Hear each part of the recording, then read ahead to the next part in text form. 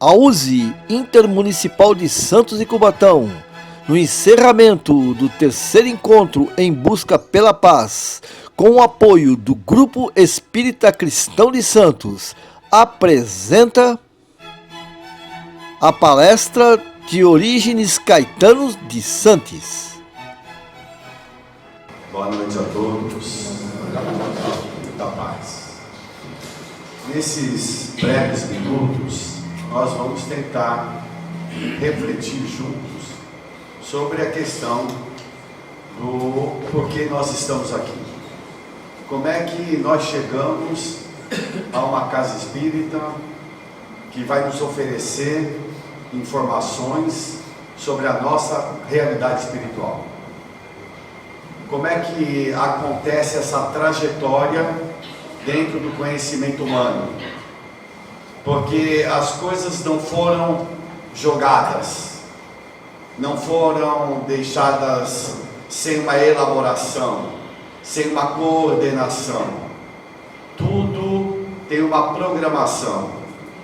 Da mesma forma que temos um reitor de uma universidade que coordena algumas dezenas ou centenas de professores, milhares de alunos, onde existe toda uma organização para que tudo funcione da melhor forma possível, dentro do universo e dentro da área do conhecimento humano não é diferente. Há uma força que organiza tudo isso, que comanda a necessidade de vir alguém para trazer determinadas informações. Então a doutrina espírita, que é um conjunto de conhecimentos sobre a nossa realidade espiritual, ela não foi lançada, jogada, não. Ela faz parte de todo um planejamento de informações para todos nós, para que essas informações elas possam ser utilizadas com a finalidade de sermos felizes. Se refletirmos sobre essa questão do conhecimento humano e para ver a conquista que nós fizemos nessa caminhada, porque se voltarmos no tempo, na pré-história, aonde habitávamos ainda as cavernas, 3,5 milhões de anos atrás, onde havia aquelas grutas e tínhamos uma condição de vida muito precária, muito difícil, onde imperava em torno de nós o medo, porque deveríamos avançar, deveríamos nos alimentar, era necessário enfrentar, ter um enfrentamento. Ainda não era curiosidade, mas era necessidade que nos levava a realizar todos esses mecanismos para a nossa manutenção. Então o ser humano, de lá para cá, podemos entender que conquistamos conforto.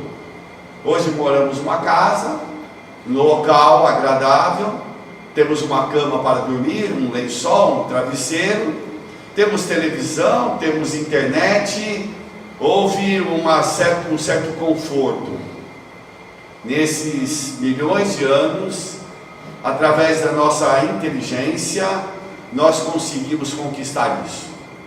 E chegamos a um ponto onde nós temos tantas benesses, tanto conforto, que há um vazio existencial dentro de mim.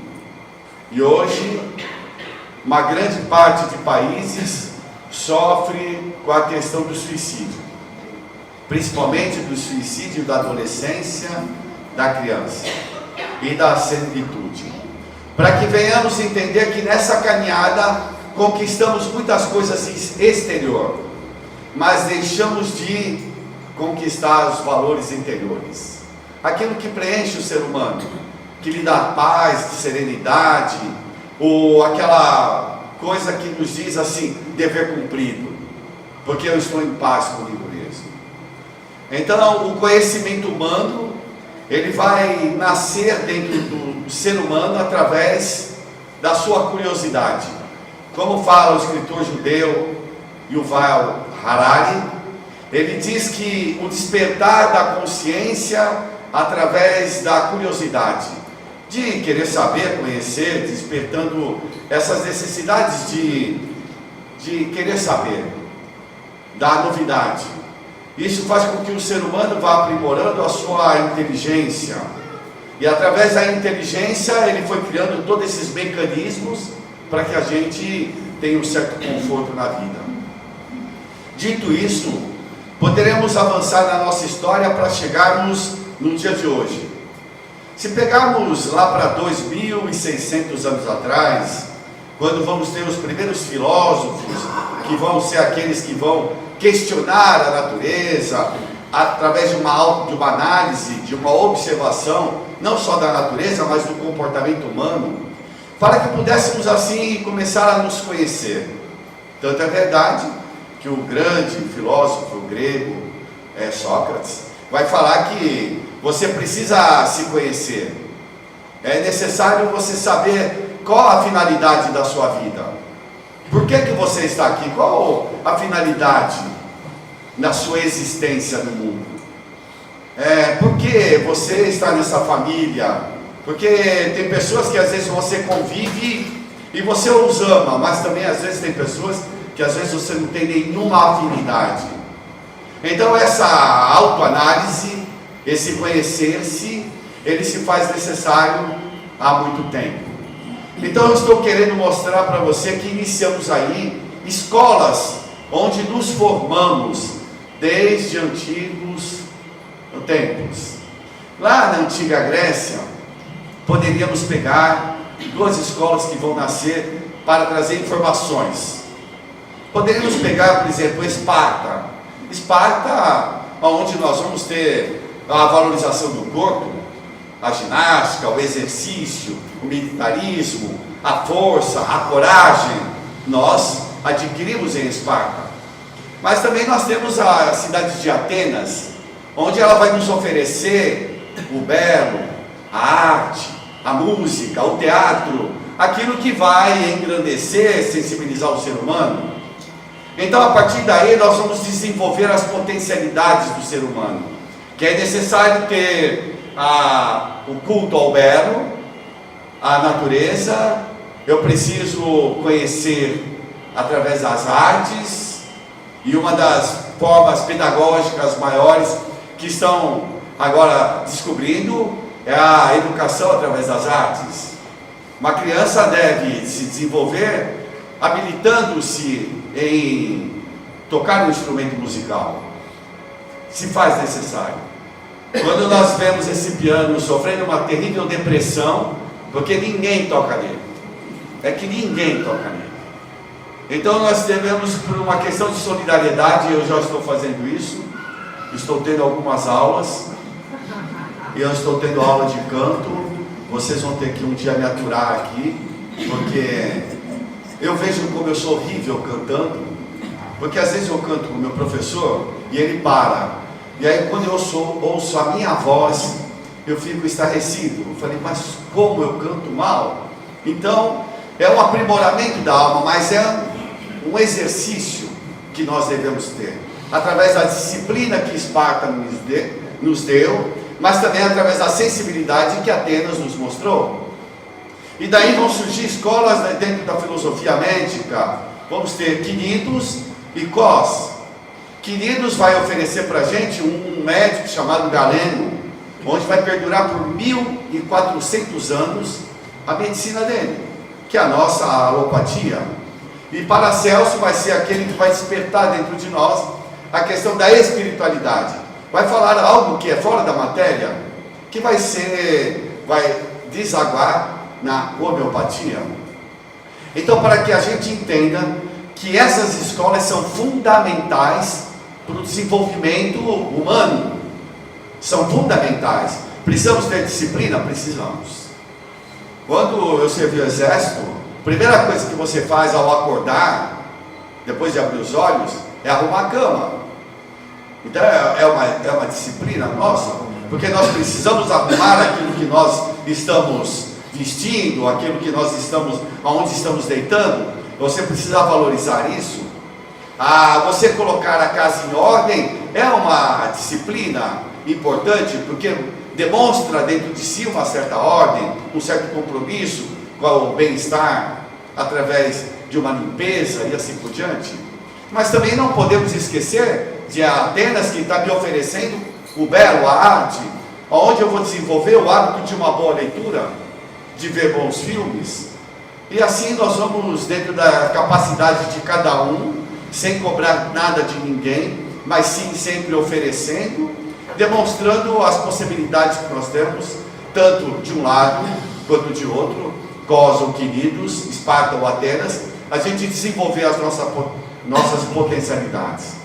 E avançando mais um pouco, lá para o ano de 1700 e pouco, nós vamos iniciar uma nova fase para chegarmos dentro da doutrina espírita. Hoje em dia a gente desenvolveu toda a capacidade de conhecer o corpo humano, nós conhecemos muitas coisas do mundo, dentro da área da matéria, e até mesmo fora da matéria. Nós hoje já descobrimos muitas coisas, mas é necessário desvendar os mistérios interiores, às vezes, o porquê da nossa existência, qual o motivo dessa nossa vida, e isso tudo faz parte do conhecimento humano. E Franz Anton Mesmer, que é um médico alemão, que vai surgir pelo ano de 1700, ele vai falar sobre o magnetismo. Já falei algumas vezes sobre esse homem aqui, mas basicamente ele vem demonstrar para todos nós que todos nós temos um campo magnético. Para que a gente entenda, se você pegar um fio elétrico e na perpendicular dele forma-se um campo magnético, sabe esses fios de alta tensão, as pessoas falam, não chegue perto, cuidado, porque existe um campo magnético que pode te atrair, você levar um choque e até morrer. Então esse campo magnético, ele é peculiar de todos nós, que temos átomos, que temos elétrons, que são compostos por moléculas que têm diferença de potencial elétrico. Eu vou num cardiologista fazer um eletrocardiograma, um eletroencefalograma, e assim por diante, vou medir os impulsos elétricos, como está o meu ritmo cardíaco, tudo isso que tem a sua correspondência no universo, fazendo um paralelo do micro e do macrocosmo. Então Franz Anton Mesmer diz assim, nós temos esse campo magnético, que Allan Kardec vai usar o termo atmosfera magnética. E essa atmosfera magnética é peculiar no ser humano, porque essa minha atmosfera, ela é composta pelo colorido das minhas emoções, pelo meu temperamento. Se é um temperamento dócil, amável, generoso, eu estou exteriorizando esse campo magnético. Se é uma pessoa às vezes amarga, azeda, né? Uma pessoa às vezes arrogante, ela está exteriorizando esse campo magnético. A gente percebe às vezes quando encontra uma pessoa na rua e você encontra, vocês já repararam, às vezes a gente encontra a pessoa, eu estou com uma dor de cabeça, o outro eu estou com uma gripe, aí o outro quer estar pior, cada um quer estar pior que o outro, por um sentido de um ter compaixão do outro, porque nós somos carentes e é uma necessidade do ser humano. Então quando vocês encontrarem, acolham as pessoas, porque as pessoas precisam de acolhimento, de carinho. Então o nosso campo magnético é peculiar a cada um de nós. Certo dia, ou melhor, à noite, cheguei na casa da minha mãe, e minha mãe falou assim, Caetano, me dê um passe. Eu falei assim, mãe, eu não estou bem. Ela falou, Caetano, me dá um passe. E ela insistiu tanto para dar o passe, eu falando que eu não estava bem, mas ela insistiu. Eu fui lá e apliquei o passe, pedi a Deus para me ajudar, e apliquei o passe nela. Apliquei o passe, era noite, fui para casa dormir, e no dia seguinte, imediato, eu liguei para ela, e aí mãe, como é que foi? Dormiu bem? Como é que foi a sua noite? Ela falou assim para mim, você não vai acreditar, depois que você me deu o passe, eu não dormi mais. Ela ficou com a minha dor de cabeça e eu fiquei bem, porque eu dei para ela. Olha que interessante isso. É só uma constatação que nós trocamos informações através do pensamento. da esterilização do meu campo magnético. E eu falei, tá vendo, mãe? Aí ela aprendeu. Eu estou lembrando agora do fato, eu abro um parênteses, falando em mãe. A minha mãe já desencarnou tem alguns anos, mas um pouco tempo atrás, ela vem se aproximando bastante de mim, e às vezes eu noto, mas ainda como eu não tenho muita segurança, a emoção fica muito grande. E certa vez eu estava num lugar, eu falei, mãe, se afasta, porque às vezes a emoção toma conta da gente. Aí, minha mãe queria fazer uma palestra, foi sempre professora, eu tinha até esquecido, professora a vida toda. E aí eu falei assim, a minha mãe queria fazer uma palestra, espírita, tudo. Ela falou, mas não quero em Santos, me leve para São Paulo. Tá bom, arrumei lá no centro espírita, fui para São Paulo, ela e a minha irmã mais velha. E no meio do caminho, ela conversa, eu estou nervosa, não sei o quê. Eu falei, mãe, eu só fui professora a vida toda, é uma sala de aula, dá uma aula e pronto. Ela falou assim, eu vou te pedir uma única coisa, enquanto eu estiver falando, você não me apareça. Eu falei, mas por que, mãe? Não me apareça, por favor. Eu falei, tá bom. E aí, ela entrou lá dentro e percebi que ela foi chamada para começar a palestra dela. E esse centro espírita lá em São Paulo, ele tem 3 andares. E todos os andares têm som. E aí eu estou vendo que minha mãe está desenvolvendo muito bem, indo bem, falando. Eu falei, meu Deus do céu. Aí ele me mostrou toda a instituição e eu voltei para onde ela estava falando. E onde ela estava falando era um auditório assim, e a porta era aquelas portas de correr, e estava entreaberta. E quando eu passei ali, ouvindo minha mãe, aí eu vi minha mãe falando muito bem, eu passei, ela me viu, eu fiz assim. No que eu fiz assim, essa mulher começou a engasgar, mas começou a trupicar, e ficou nervosa, e dá água para ela, e parou, engasopou, ali parou. Aí eu falei, meu Deus do céu, e eu fazendo prece, pedindo a Deus que ajude, pedia para o doutor Bezerra, ele falava, estou ocupado, aí pedia para o Luiz Monteiro, estou ocupado, aí eu pedi para o meu avô, o pai dela, eu falei, meu avô André, ajuda minha mãe, aí ele falou assim, eu também estou preocupado, né? E estava todo mundo preocupado ali com ela, porque realmente ela deu uma engasopada, porque ela criou na cabeça dela de que eu sou alguma coisa e ela não é. Ela que criou. Eu já contei para vocês, quando eu ensinei a ela a enfrentar meu pai. Já contei aqui, né? Já contei. Então, só para ilustrar um pouquinho, porque a vida é um enfrentamento. A vida, nós não estamos à toa aqui. Minha mãe contava uns 70 e poucos anos. Aí eu falei assim, mãe, e ela sempre reclamando do meu pai, eu acendo a luz, teu pai apaga, eu ligo a televisão e desliga, e aquela obsessão, né? Eu não posso fazer isso, eu não deixo eu fazer aquilo. Aí dali a pouco, eu falei, mãe, senta aqui, a senhora vai fazer um favor para mim. Eu tinha lido um livro, Quebrando o Espelho, não é o Faculho, é um médico que já desencarnou de Itajubá, e daqui a pouco eu lembro o nome dele. E aí, eu falei, mãe, a senhora vai fazer o seguinte, a senhora vai pegar uns pratos velhos, xícara velha, pires ali, deixa ali na cozinha, na copa. A hora que o papai falar alguma coisa com a senhora vai levantar, ela só vai virar matriz, vai levantar, pegar o prato do chão e pá, e diga assim, eu estou ficando louca. Aí pega outro, pá, eu vou te matar, fala assim. E aí quebra uns 3, 4 pratos. E aí foi assim, é para ela se libertar disso, porque não foi o meu pai que criou esse bloqueio.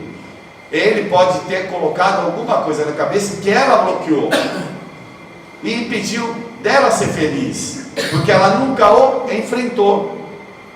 No dia seguinte, meu pai me liga, Caetano, tua mãe está louca.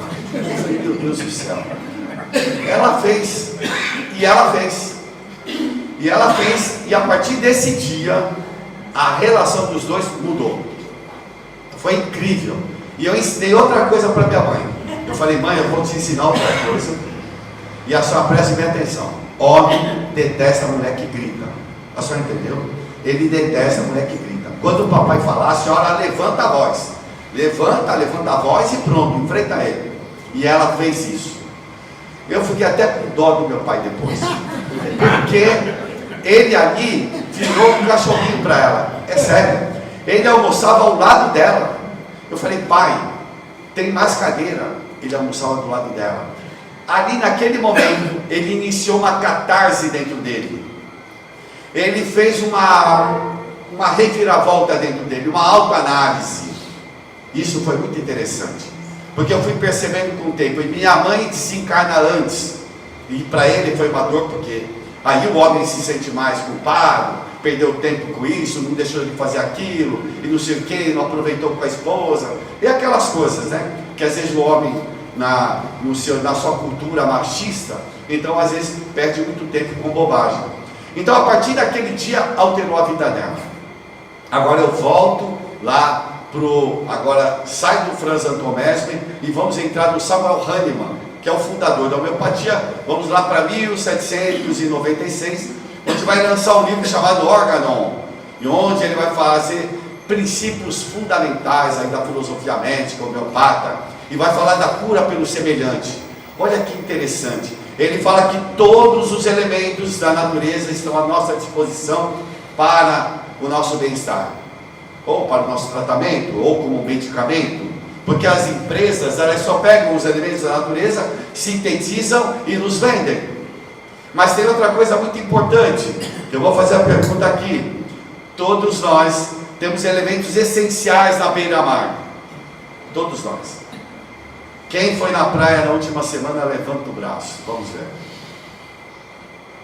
Eu já falei para vocês, lembra?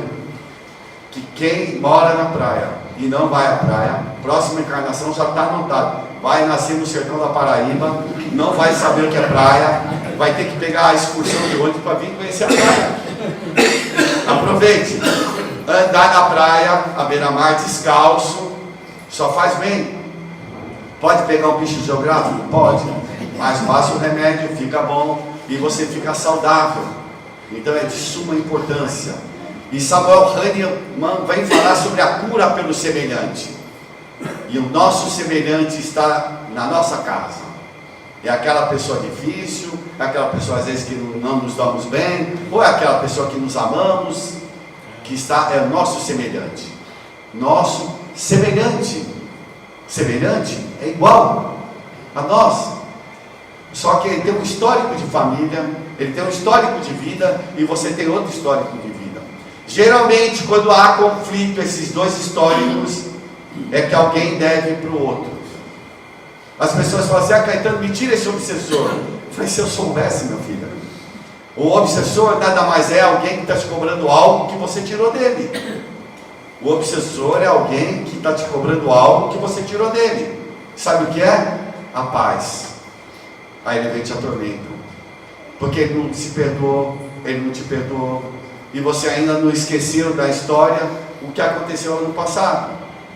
Então Samuel Hahnemann vem dar a grande dica para a gente. Dentro de casa está a nossa cura. São as melhores pessoas para a gente ficar bom, aprender a conviver. Precisa amar? Não, mas precisa respeitar. Tudo começa com o respeito. Respeitando, tendo uma boa convivência, já é o início de um futuro amor lá na frente. E depois de Samuel Hahnemann, nós vamos ter aí o professor Allan Kardec. Aí sim, poderia vir um conhecimento sobre a nossa realidade espiritual. Até então eu precisava ter informações maiores sobre o que era fora da matéria. Agora, através da doutrina espírita, onde os espíritos superiores, quem são os espíritos superiores? Aqueles que estão mais adiantados que a gente. Tem gente mais adiantada? Lógico que tem, está cheio de gente mais adiantada, né? Todos nós somos espíritos imperfeitos, mas às vezes vem espíritos imperfeitos, mas que têm um avanço em determinada área, na área da música, na área da geologia, na área da astronomia, na área da arte, na área da matemática. Tem pessoas que vêm trazer o avanço, não é assim que acontece na nossa vida? Então, a doutrina espírita, ela vem nos mostrar agora, somos criaturas do Criador, e estamos aqui para crescer. Fomos criados de uma forma muito simples, sem nenhum conhecimento. Todos nós fomos criados da mesma forma. Olha, o ponto de partida nosso é igual. Ninguém tem um privilégio que o outro. Ninguém. Porque nós partimos do mesmo ponto, o mesmo princípio, o princípio da inteligência. E a partir daí é cada um por si. E quem faz a tua trajetória é você, e não é o outro. Quem cuida da tua vida é você e não é o outro. Olha que interessante isso. A minha felicidade não depende da minha esposa, ou depende do meu filho, ou depende do meu emprego, ou depende do dinheiro. Não. Ele não depende de pessoas e coisas. É um estado emocional. Porque tem pessoas que têm dinheiro, esposa maravilhosa, isso maravilhoso, mas não é feliz, porque está faltando alguma coisa. Então a felicidade é um estado interior da pessoa.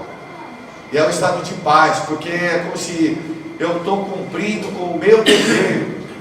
E cumprir com o meu dever são poucas coisas necessárias. Às vezes é louvável, lógico que estudar faz bem, o conhecimento é super importante, é uma das asas do pássaro que nós somos, é o conhecimento, o sentimento, o amor. Nós precisamos dessas duas asas para a gente alçar voos maiores, mas precisamos moderar isso. Às vezes temos muito conhecimento, mas poucos sentimentos. Muito conhecimento sem sentimento, eu posso fazer bobagens. Se eu tivesse o conhecimento só, desse coisa boa, a gente não criaria uma bomba para matar milhares de pessoas, a gente não criaria guerras, a gente, né, não é verdade? Então, assim, eu preciso ter os sentimentos, eu preciso conhecer, acolher primeiro a mim e depois o meu semelhante. E foi assim que todos nós, seres imperfeitos, recebemos um dia, um ser perfeito. Está aí a grande sacada do universo, ou divino, ou Deus, que nos deu assim: olha, eu vou mandar para vocês um irmão de vocês, e só que ele é puro, vocês são impuros, mas é para que vocês se espelhem nele. E aí manda Jesus para que a gente pudesse nos orientar melhor como proceder na vida. Não é para que a gente ajoelhe e fique rezando o dia inteiro, não. É para que esse comportamento que ele passou, através dos seus ensinamentos, possa fazer parte do meu dia a dia. Ninguém vai virar santo. Nós estamos no caminho da angelitude. Leva tempo, porque nós precisamos ainda de muito tempo, de muita experiência para isso. Mas quando Deus nos envia esse irmão nosso, mais velho, que tem bilhões de anos na nossa frente, porque ele que cuida do sistema solar, que tem aí seus 4 bilhões e meio de anos, então Jesus pelo menos é puro há 4 bilhões e meio de anos, porque ninguém comanda um exército se não tiver muita experiência. Ninguém vai comandar um sistema solar se não for um espírito puro.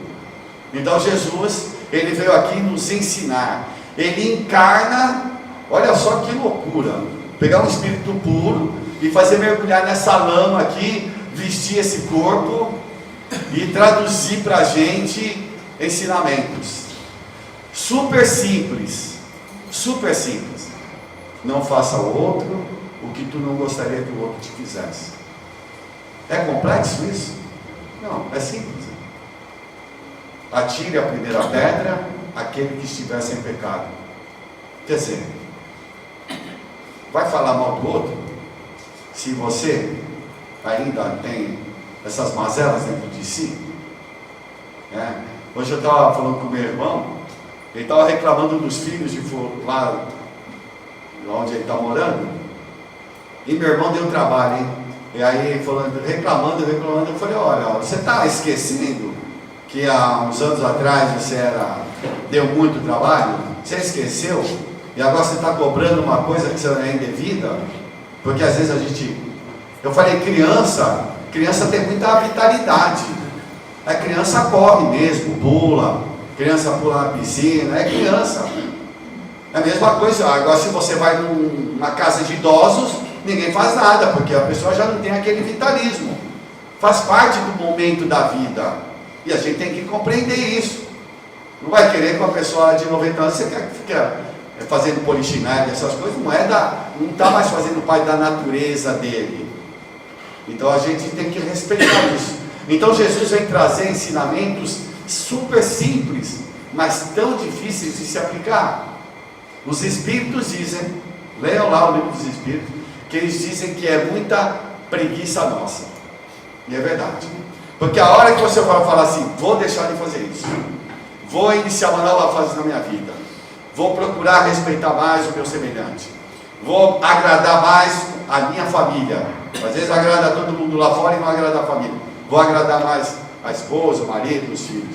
Isso tudo nos leva agora a pensar melhor sobre o porquê nós estamos aqui. Eu sentei agora, lembrei de uma história, que uma das informações que a doutrina espírita traz é que a morte não existe. A morte não existe. Isso talvez seja a coisa mais bela e fantástica que os espíritos trouxeram, que a doutrina espírita trouxe. A morte não existe. É interessante que às vezes converso com espíritos e aí ele fala assim, mas eu morri? Como é que eu morri se eu estou vivo? É interessante isso. Mas eu morri, estou vivo? Não, o que morreu foi o teu corpo. Você sempre esteve vivo. Agora o corpo que você usou, ele não está mais servindo para esse tipo de vida aqui, nesse plano de vida. Então a morte, ela não existe. Nós fechamos o olho aqui e abrimos o olho lá. É assim que funciona. Quanto mais o bem você fizer, melhor será a sua entrada, o seu retorno no mundo espiritual. E foi assim que um amigo nosso, um escritor, vocês devem conhecer, o Adeilson Salles, ele é médium e ele, vidente, e ele estava na cozinha fazendo o almoço e no quintal, a janela dava para o quintal e havia umas crianças jogando bola. E conforme elas jogavam bola, ele ficou prestando atenção, fazendo o almoço, e dali a pouco apareceu um menino de uns 7 anos de idade ao lado dele, branquinho, carequinha.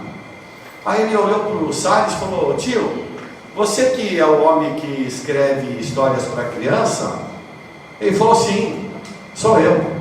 Ele falou, você gostaria de contar a minha história? Vamos sim. E aí eles marcaram um dia, e aí ele se apresentou.